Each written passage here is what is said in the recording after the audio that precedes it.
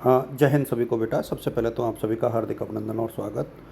और ध्यान रखना, ये यूनिट 5 है हमारे कम्युनिकेशन स्किल वाले पेपर की। और लेखन कौशल और रोज़गार तैयारी, इसमें ये चीज़ें हैं।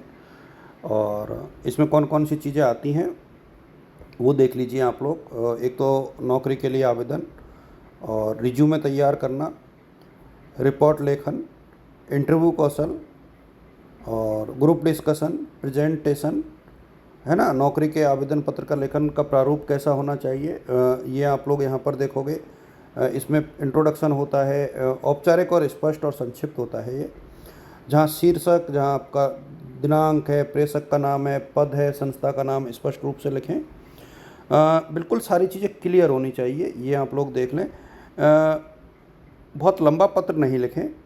विषय जैसे जो भी आप जिस पद के लिए आवेदन कर रहे हैं उसका क्लियर उल्लेख करें। योग्यता, अनुभव और उद्देश्य, 3 भागों में आप अपना जो है अनुच्छेद रखें।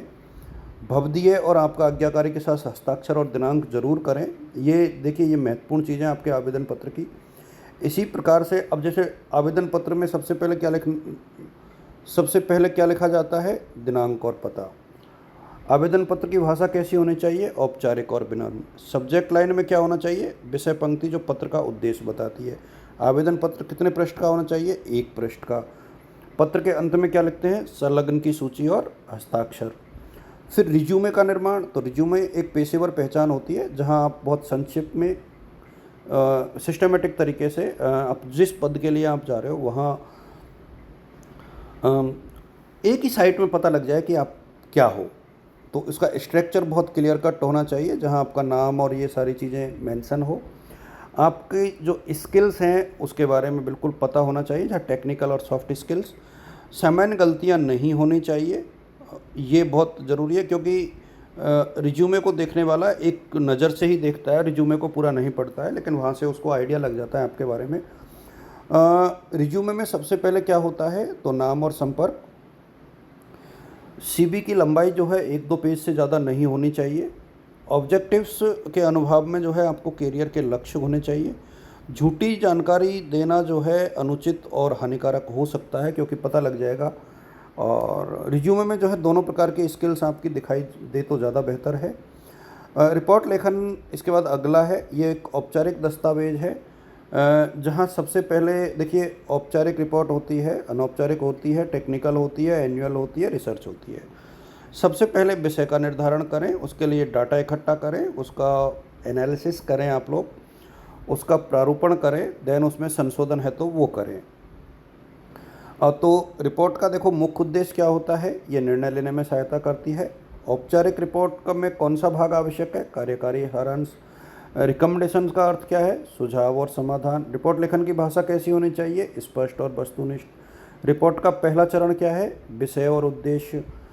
मॉक इंटरव्यू और इंटरव्यू कौशल। तो देखिए, ये एक इंटरव्यू के पूर्वाभ्यास की प्रक्रिया है। कंपनी रिसर्च के लिए सामान्य प्रश्नों का अभ्यास, जहां अपने बारे में पूछे जा सकते हैं। पोशाक और शिष्टाचार।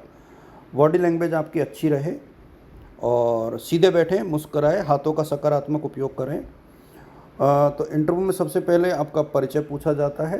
लाभ क्या है, आत्मविश्वास बढ़ता है। बॉडी लैंग्वेज, यह आपके आत्मविश्वास को दर्शाती है।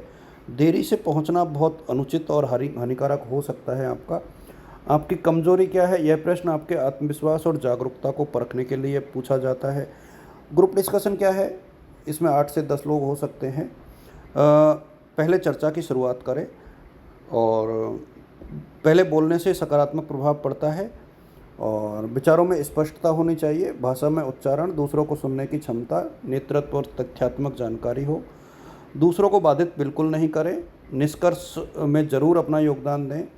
देखो, जीडी में कितने प्रभावी होते हैं, वो होते हैं प्रतिभागी, 8-10 हो सकते हैं। सबसे महत्वपूर्ण क्या है, विचार क्लियर हों आपके। जीडी का लाभ क्या है, सकारात्मक छाप होनी चाहिए। जीडी में विनम्र असहमति के लिए कौन सी भाषा है, मैं सहमत हूँ परंतु, मतलब जो भी अपनी बात है उसको रख दीजिए आप लोग। जीडी का मूल्यांकन किस आधार पर होता है, विचार और भाषा के सहयोग के आधार पर। Then PPT. देखो, पीपीटी में क्या होता है, आपकी सूचना, डिजाइन और वाणी, तीनों चीज़ों का संगम ये होता है। एक ही स्लाइड में एक ही विचार होना चाहिए। फॉन्ट बड़े, टेक्स्ट कम हो।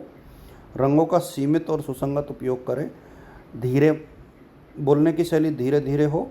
दर्शकों से नेत्र संपर्क बनाए रखें, सिर्फ स्लाइड नहीं पढ़ें, उनकी व्याख्या करें। इस चीज़ का आप लोग ध्यान रखें। अच्छी स्लाइड कैसी होनी चाहिए? मुख्य विचार और स्पष्ट डिजाइन। प्रेजेंटेशन में स्लाइड पढ़ना उचित क्यों नहीं है? क्योंकि दर्शकों को उबाता है। आई कांटेक्ट बहुत ज़रूर रखें, क्योंकि ये आपके कॉन्फिडेंस को शो करता है। प्रेजेंटेशन में स्टोरी टेलिंग का प्रयोग करें, क्योंकि इससे दर्शकों में थोड़ा बहुत भावनात्मक जुड़ाव बढ़ता है। और प्रेजेंटेशन में सुधार शब्द का सबसे अच्छा तरीका क्या है? बार बार अभ्यास करना। तो ये कुछ चीज़ें हैं मेरे सामने ध्यान रखनी चाहिए। और रोजगार दस्तावेज नहीं है तो कविता संग्रह। जीडी और इंटरव्यू में समान रूप से क्या है? संचार कौशल। रिज्यूमे और रिपोर्ट में क्या समानता है? दोनों संरचित, स्पष्ट और तथ्यात्मक होती हैं। प्रेजेंटेशन और जीडी में नेत्र संपर्क आपके विषय से जुड़ाव को दर्शाता है। और किस कौशल से कैरियर में सबसे अधिक लाभ होता है? तो लेखन, संचार और आत्म संयोजन से। तो ये चीज़ें आप लोग ध्यान रखें, काफ़ी महत्वपूर्ण है। आप सभी को शुभकामनाएं। ऑल द बेस्ट और गुड लक।